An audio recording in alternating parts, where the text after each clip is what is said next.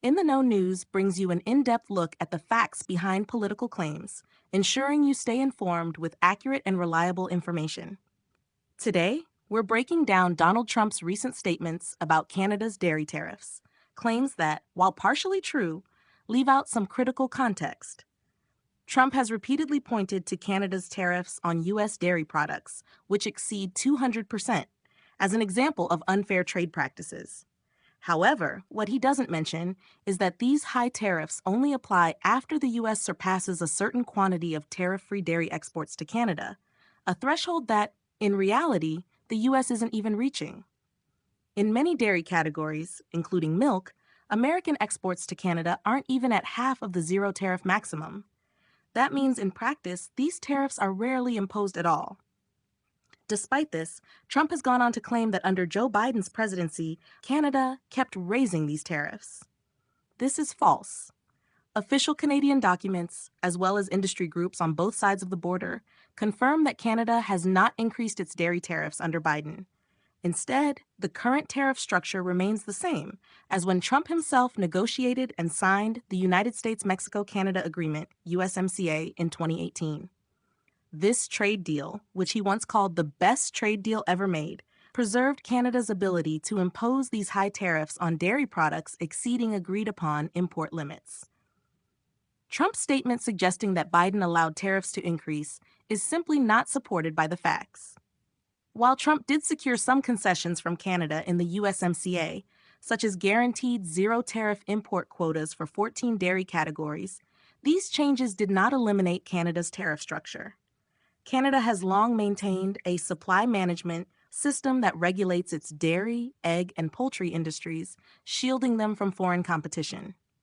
The USMCA granted U.S. dairy producers greater access to the Canadian market, but it did not force Canada to lower the tariffs that apply when imports exceed those quota limits.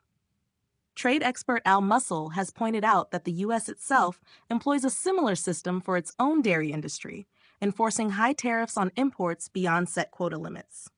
Further complicating the issue is the fact that the U.S. dairy industry isn't even reaching its quota limits in Canada. While tariffs over 200% exist on paper, the reality is that the U.S. isn't shipping enough dairy to Canada for those tariffs to be applied. The International Dairy Foods Association has argued that Canada is creating administrative barriers that prevent American exporters from filling their quotas, but that is a separate dispute, one that was addressed through a USMCA dispute resolution panel under Biden's administration. However, it remains clear that Trump's assertion that Canada kept increasing tariffs under Biden is inaccurate. It's also important to note that Canada's approach to dairy tariffs is an exception rather than the rule. According to the U.S. Department of Agriculture, nearly all U.S. agricultural exports to Canada face no tariffs or quotas.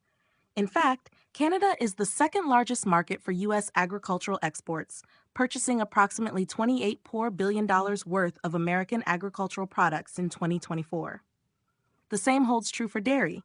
Canada remains the second largest market for U.S. dairy exports, with purchases totaling $1.1 billion in 2024, nearly doubling from $625.5 million in 2015. Despite Trump's claim that Canada doesn't take our agricultural product for the most part, the numbers show that Canada remains a vital trading partner for American farmers.